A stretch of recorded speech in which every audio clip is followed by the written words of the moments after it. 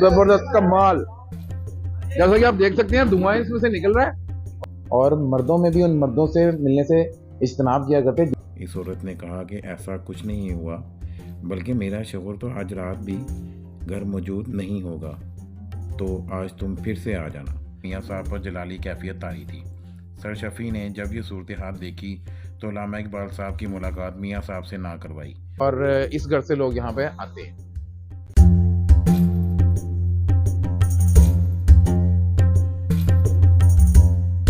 जी अस्सलाम वालेकुम, कैसे हैं दोस्तों? ठीक हैं। मोहम्मद फिज़ान और ये मेरे साथ हैं सलमान भाई और ये नबील भाई हैं हमारे साथ। तो सलमान भाई आज हम कहाँ व्लॉग बनाने जा रहे हैं? पहला अस्सलाम वालेकुम अज़ीज़ दोस्तों, ये हमारे चैनल का पहला ट्रैवल है और हमारी आज की पहली मंजिल है शरकपुर में मियाँ शेर मोहम्मद साहब के दरबार पे।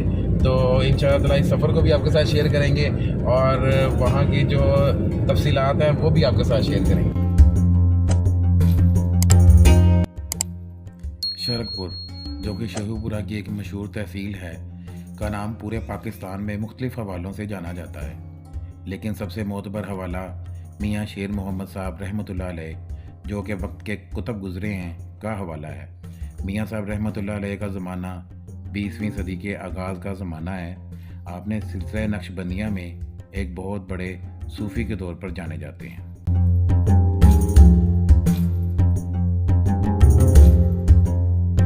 कहा जाता है कि आप रहमतुल्लाह अलैह के आबाओ अजदाद काबुल से पंजाब में आए थे।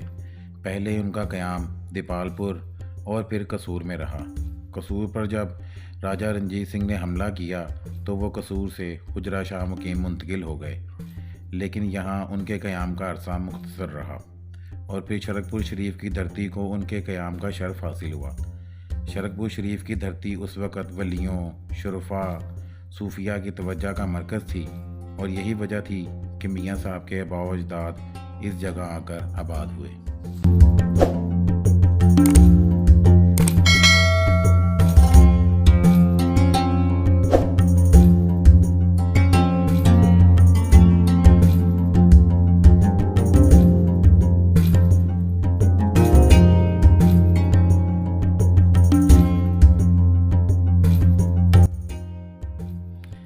मियाँ शेर मोहम्मद शरकपुरी रहमतुल्लाह अलैह को पैदाइशी वली कहा जाता है और इसकी वजह यह है कि आपकी पैदाइश से पहले उनके महल्ला में एक वली आया करते थे जो कहा करते थे कि यहाँ एक अल्लाह का नेक वली पैदा होगा।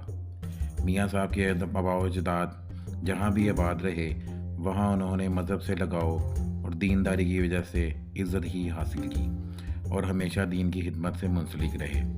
मियाँ साहब रहमतुल्लाह अलैह के आबाओ अजदाद में मियाँ मोहम्मद सालेह साहब, हाफिज़ मोहम्मद उमर साहब और मौलवी गुलाम रसूल साहब मशहूर दीनी शख्सियात गुजरी हैं और ये सब लोग नेक और वली सिफ्त होने के साथ साथ आला दर्जा के खत्तात थे। कुरान करीम के हाफिज़ होने के साथ साथ कुरान करीम को हाथ से लिखा करते। खसूसन मौलवी गुलाम रसूल साहब आलिम, फाजिल, आबिद व जाहिद और दरवेश सिफ्त इंसान थे। उनके नेक इबादतगार होने का चर्चा पूरे इलाके में फैला हुआ था। शहर कसूर में आपका घर हाजी रांझे खान मस्जिद से मुत्तसिल था, जो इल्म व अदब, ज़ुहद व ज़ियारत का मरकज़ था। शहर कसूर के बाकमाल और अहले हुनर लोग मौलवी गुलाम रसूल साहब के शागिर्दों में से थे। अल्लाह पाक ने मौलवी गुलाम रसूल साहब को बहुत इज़्ज़त से नवाजा था, लेकिन बदकिस्मती से 1859 में हाकिम कसूर नवाब निज़ामुद्दीन और महाराजा रंजीत सिंह के दरमियान ताल्लुकात बिगड़ गए। इस वजह से रंजीत सिंह ने कसूर पर हमला कर दिया और इस शहर को वीरान कर दिया, जो शहर खुशहाली, तजारत, फ़नून व अदब में कमाल की शोहरत रखता था। रंजीत सिंह के पहले हमले को अहले कसूर किसी न किसी तरह बर्दाश्त कर गए, लेकिन ठीक 3 साल बाद रंजीत सिंह ने फिर से कसूर पर हमला कर दिया। इस हमले के नतीजे में अहले शहर मैसूर हो गए और उन्होंने शहर के दरवाज़ों को बंद कर दिया। रंजीत सिंह की फ़ौजों ने मुहासरा जारी रखा। ये मुहासरा 3 माह तक चला और इन 3 माह में जो गल्ला अहले शहर के पास मौजूद था वो ख़त्म हो गया और फिर अहले शहर को रंजीत सिंह की फ़ौज के आगे हथियार डालना पड़े। इस नतीजे में रंजीत सिंह की फ़ौज ने पूरे शहर में लूटमार शुरू कर दी और इसी असना में मौलवी गुलाम रसूल साहब शरकपुर मुंतकिल हो गए।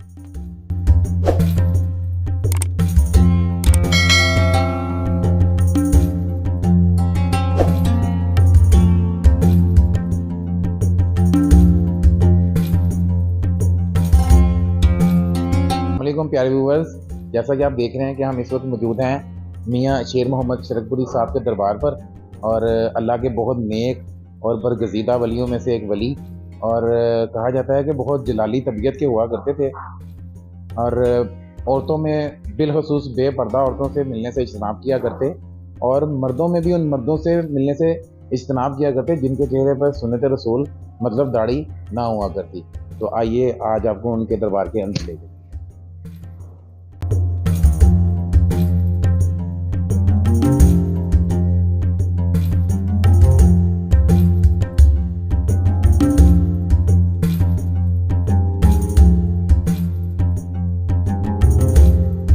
मियाँ शेर मोहम्मद रहमतुल्लाह अलैह की वालदा को आपकी पैदाइश से कबल एक मुबारक लड़के की पैदाइश का इशारा ख्वाब में दिया गया। मियाँ साहब रहमतुल्लाह अलैह की वालदा का नाम माई आयशा साहिबा था। आपके वालिद गिरामी का नाम मियाँ अजीज़ुद्दीन था।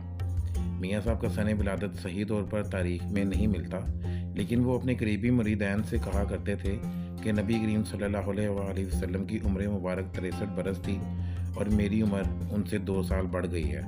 उनकी इस बात से जाहिर होता है कि उनकी तारीख़ी वफ़ात से अगर पीछे जाया जाए तो उनकी तारीख़ वलादत 1863 बनती है। वलादत के 7वें रोज़ मियाँ शेर मोहम्मद साहब का नाम रखा गया। मौलवी गुलाम रसूल साहब की मोहब्बत मियाँ शेर मोहम्मद साहब रहमतुल्लाह अलैह के लिए शुरू से ही बहुत ज़्यादा थी। मियाँ साहब जैसे जैसे बड़े होते गए सारे घर की तवज्जो का मरकज़ बनते गए। मौलवी गुलाम रसूल साहब के इंतकाल का वक्त जब करीब आया तो मियाँ साहब, जिनकी उम्र उस वक़्त 1 साल थी, अपने सीने से लगाया और रूहानी फिजान से माला माल कर दिया। मस्कीनी, गरीबी, कम गोई और आहिस्तगी से बोलना, गर्ज ये कि बहुत अदाद जो आम बच्चों में कम देखी जाती हैं आप में मौजूद थी। मियाँ साहब बचपन ही से हया और शर्म की ऐसी मिसाल थे कि महल्ले की औरतें उनकी वालदा से कहा करती थीं कि मोहल्ले में लड़की पैदा हो गई है। आपकी पेशानी बचपन से उस जाहो जलाल का पता देती थी जो आइंदा ज़माने में आपको नसीब होने वाला था। मदरसा की तलीम में आप मियाँ साहब रहमतुल्लाह अलैह का दिल बिल्कुल नहीं लगता था और मुश्किल से 5वीं जमात तक तलीम हासिल की। इस सब सूरत हाल के बाद आपके वालिद परेशान रहने लगे। इसी आलम में उन दिनों के एक इलाका हसार के एक साहिब कशफ फ़कीर ने उनकी बशारत दी कि घबराने की ज़रूरत नहीं है, तुम्हारा ये बेटा मकबूल बारगाह इलाही है और एक दिन बहुत बड़ा बाइकबाल होगा और इसकी उम्र 40 साल के होने पर तुम इसका अरूज देखोगे। हज़रत मियाँ अजीज़ुद्दीन साहब को इस बशारत से दिल को बहुत इत्मीनान हुआ और अपने बेटे को लेकर मुतमईन हो गए। मियाँ साहब के पीर कामिल का नाम हज़रत मियाँ अमीरुद्दीन साहब है, जिनकी बरकत, सोहबत और अनवार हिदायत से सिलसिले नक्शबंदियाँ में कमाल के मुकाम पर पहुँचे। मियाँ साहब के दरबार के दाखिली रास्ते से जब आप अंदर की तरफ आते हैं तो ये एक जगह मियाँ साहब की खुई शरीफ के नाम से, जिसके बारे में कहा जाता है कि ये मियाँ साहब के दौर में भी मौजूद हुआ करती थी, और अब लोग यहाँ पे इस पानी को पीते हैं। और अब यहाँ पे कुई तो वो नीचे की तरफ है, लेकिन जदीद जो है वो प्लांट को इसके कोई नस्ब किया गया है जिससे पानी ऊपर की तरफ आता है और लोग इसको इस्तेमाल करते हैं और इससे शिफा याब होते हैं। कहा जाता है कि यहाँ पे इस पानी से गुस्ल करने से आपको जो जिल्द की जो बीमारियाँ उनसे शिफा अल्लाह पाक की तरफ से आपको मिलती है, और इस घर से लोग यहाँ पे आते हैं। एक वाक़या कुछ यूँ बयान किया जाता है कि मियाँ साहब का एक मुरीद ख़ास जो उस वक्त की किसी सिख औरत जो कि शादीशुदा थी के साथ साजबाज कर बैठा। उस औरत ने उससे कहा कि मेरा खावंद आज किसी काम की गर्ज से शहर से बाहर जा रहा है, तो तुम उसकी गैर मौजूदगी में रात के पहर मेरे घर आ जाना।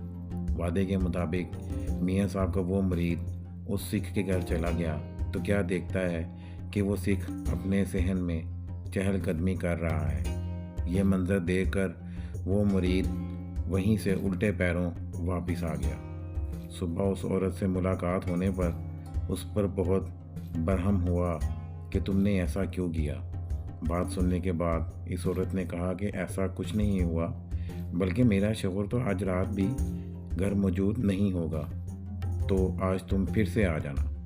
वो मुरीद बताए गए वक्त पर फिर से पहुंचा और वही मामला होता देखा और वापस आ गया। अगले दिन जुम्मा मुबारक का दिन था और जुम्मा चूँकि मियाँ साहब रहमतुल्लाह अलैह की इमामत में अदा करना था, तो जमात से पहले मियाँ साहब फरमाने लगे, दोस्तों अच्छे काम किया करो ताकि हमें सिख ना बनना पड़ा करे। मियाँ साहब के दरबार के अहाता के बिल्कुल साथ ये कब्रिस्तान मौजूद है और इस कब्रिस्तान में बहुत पुरानी कब्रें भी मौजूद हैं। और इसमें एक ख़ास बात जो आपको दिखाना चाहूँगा वो ये है कि इस कब्रिस्तान में अहाता हाफजा के नाम से एक कब्रिस्तान मौजूद है, जिसमें ख़ास तौर पर जो कुरान हाफिज़ लोग हैं उनको दफनाया जाता था और अभी भी ये उनकी मलकियत में, जैसे कि आप देख सकते हैं ये खाता ख़ानदान हाफजा की मलकियत है और सिर्फ हाफिज़ ख़ानदान के लिए मुख्तस है। तो ये सिर्फ उन ख़ानदान के लोगों को ही इधर दफन किया जाता है। मियाँ साहब चूँकि हर दिल अजीज़ शख्सियत थे, तो डॉक्टर मोहम्मद इल्लामा इकबाल के दिल में भी उनके साथ मुलाकात की ख्वाहिश मौजूद थी। जब इल्लामा मोहम्मद इकबाल ने शिकवा नज़म लिखी तो उस दौर के उलमा ने आप पर कुफर के फतवे लगा दिए कि आपने इस नज़म में अल्लाह से गिला किया है। इस वजह से इल्लामा इकबाल बहुत परेशान थे। ये इन दिनों की बात है जब आप किराए के एक मकान में रहायश पजीर थे और वह मकान मियाँ साहब के खालाजाद सर शफ़ी का था। एक दिन सर शफ़ी किसी काम से शरकपुर शरीफ तशरीफ़ लाए तो इल्लामा इकबाल भी उनके साथ थे। शफ़ी साहब ये जानते थे कि हजूर मियाँ साहब शरीयत की पाबंदी करते हैं और बिना दाढ़ी वाले किसी भी शख्स से मुलाकात नहीं फरमाते। जब इल्लामा साहब वहाँ तशरीफ़ ले गए तो उस वक्त मियाँ साहब पर जलाली कैफियत तारी थी। सर शफ़ी ने जब ये सूरत हाल देखी तो इल्लामा इकबाल साहब की मुलाकात मियाँ साहब से ना करवाई और ये लोग वहाँ से वापस चले आए। इस वाक़े के कुछ दिन बाद सर शफ़ी की वालदा और मियाँ साहब की खाला अलील हो गईं। मियाँ साहब की आदत थी कि वो हर हफ्ता हजूर दाता अली हजवेरी के दरबार पर हाज़री दिया करते। इन्हीं दिनों आप हाज़री के बाद अयादत की गर्ज से अपनी खाला के घर तशरीफ़ ले गए तो वहाँ आपकी मुलाकात इल्लामा इकबाल से हो गई। कहा जाता है कि मियाँ साहब जब कमरे में दाखिल हुए तो इल्लामा इकबाल वहाँ पहले से मौजूद थे और आपको देखकर आपकी ताज़ीम में खड़े हो गए। इकबाल के लफ्ज़ी मायनी अरूज और तरक्की किए हैं। आपकी नज़र जब इल्लामा इकबाल पर पड़ी तो देखकर फरमाने लगे, आज हमारे जैसा कौन है, जबकि हमारे यहाँ खुद इकबाल आ गया और पास बैठे एक आदमी से फरमाया, मियाँ जाओ हजाम को बुलाकर लाओ ताकि हमारी भी दाढ़ी और मूंछें मूंडी जाएं। फिर आपने इल्लामा इकबाल के अंग्रेज़ी लिबास और वज़ा को देखकर उनकी बहुत सरजनिश की। ये सुनकर इल्लामा इकबाल पर बड़ा असर हुआ और इन पर रिक्कत तारी हो गई। फिर फरमाने लगे कि हजूर आप तो आशिक रसूल हैं, आप गुनाहों से नफ़रत होनी चाहिए ना कि गुनाहगार से। ये सुनकर आला हज़रत मियाँ शेर मोहम्मद साहब रहमतुल्लाह अलैह के चेहरे पर मुस्कुराहट आ गई और तरबियत में नरमी आ गई और इल्लामा इकबाल के पास बैठ गए। इल्लामा इकबाल फरमाते हैं कि हजूर मियाँ साहब ने जब मेरे पास बैठकर मेरे घुटने पर हाथ रखा तो ऐसा महसूस हुआ कि मेरे जिस्म में कोई लहर दौड़ी है जिसने मुझे हिलाकर रख दिया और मेरे दिल की कैफियत उसी वक्त बदल गई। फिर इल्लामा इकबाल ने अपनी परेशानी बयान की कि नज़म लिखने के बाद उलमा ने मुझ पर कुफर के फतवे लगा दिए हैं, जिस पर मियाँ साहब ने इल्लामा इकबाल के लिए दुआ की और साथ फरमाया कि जो उलमा आज तुम पर कुफर के फतवे लगा रहे हैं, कल वही उलमा मिंबर पर बैठकर तुम्हारे अशार को बयान किया करेंगे। इसके बाद इल्लामा इकबाल ने नज़म जवाब शिकवा लिखी, जिसकी वजह से आप पर से कुफर के फतवे हट गए और आज हर मकतबा फ़िक्र के लोग आप रहमतुल्लाह अलैह के अशार पढ़ते हैं और ये सब मियाँ साहब की दुआ की करामत है। बाद में इल्लामा इकबाल ने इन अशार से आप मियाँ साहब की तारीफ़ की थी। न पूछ इन हर का पोशों की इरादत हो तो देख इनको, यदे बेजार लिए बैठे हैं अपनी आस्तीनों में। मियाँ साहब की तबीयत अब रोज़ बरोज़ गिरती जा रही थी। तबीयत नासाज होने की वजह से कोई नमाज बाजमात अदा कर पाते और कोई घर में ही अदा कर लेते। कहा जाता है कि एक बार असा टेक कर जनान खाने में गए, सबको अलविदा कहा और कहा कि अब मैं गोरस्तान दारामाला जाना चाहता हूँ। 3 रबीउल अव्वल 1347 हिजरी मुताबिक 28 अगस्त 1928 का दिन जब तुलू हुआ तो उस सारे दिन में हर कुछ घड़ी बाद आपकी तबीयत में मज़ीद ख़राबी महसूस होती। उस दिन आपने फरमाया कि मैं आज रुखसत हो जाऊंगा। इस सूरत में भी आपके मुंह से तलावत कुरान पाक और दुरूद पाक का विर्द जारी रहा। बिलाखिर रात के 11 बजे आपकी रूह मुबारक इस दुनिया से रुखसत हो गई और आप अपनी ज़िंदगी के 65 मरहले तय करने के बाद अपने हालाकी के हकीकी से जा मिले। मियाँ साहब के दरबार के मरकजी दरवाजे के बिल्कुल सामने ये भी एक दरबार मौजूद है और कहा जाता है कि यहाँ पे मियाँ साहब के एक पोते और एक भतीजे की कब्र जो है वो यहाँ पे और वो यहाँ पे दफन है।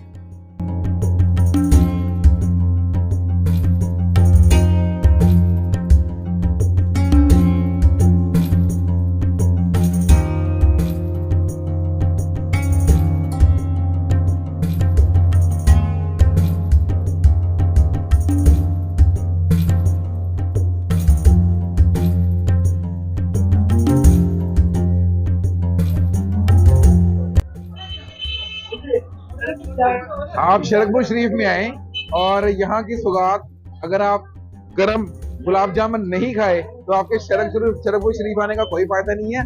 और यहाँ पे इलाका जो कि नया बाजार के नाम से मशहूर है, वहाँ पे दुकान है हाजी हाकिम अली साहब की, जो यहाँ की सबसे पुरानी दुकान है और इनका टेस्ट निहायत मजेदार और लजीज गुलाब जामुन ये लोग बनाते हैं।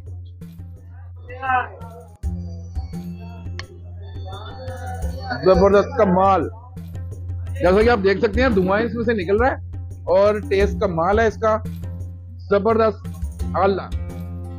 मियाँ साहब और इन जैसे ही बहुत से सूफिया की बदौलत ये आज इस खित्ते में इस्लाम का चिराग रोशन है और इन्हीं वलियों की वजह से बहुत से गैर मुस्लिम दीन हक से मुशर्रफ हुए और आखिरत में सुरखरू होने का मौका पाया। अल्लाह पाक हमें दीन समझने, इस पर अमल करने की तौफीक अता फरमाए और दूसरों तक दीन हक पहुँचाने का ज़रिया बनाए। अल्लाह पाक हम सबका हामी और नासिर हो। अगर आपको हमारी ये छोटी सी कोशिश पसंद आई हो तो हमारे चैनल को सब्सक्राइब कीजिएगा। आपका ऐसा करना हमारी हौसला अफजाई का सबब बनता है। हमारी वीडियो को लाइक करना और शेयर करना मत भूलिएगा। अल्लाह हाफिज़।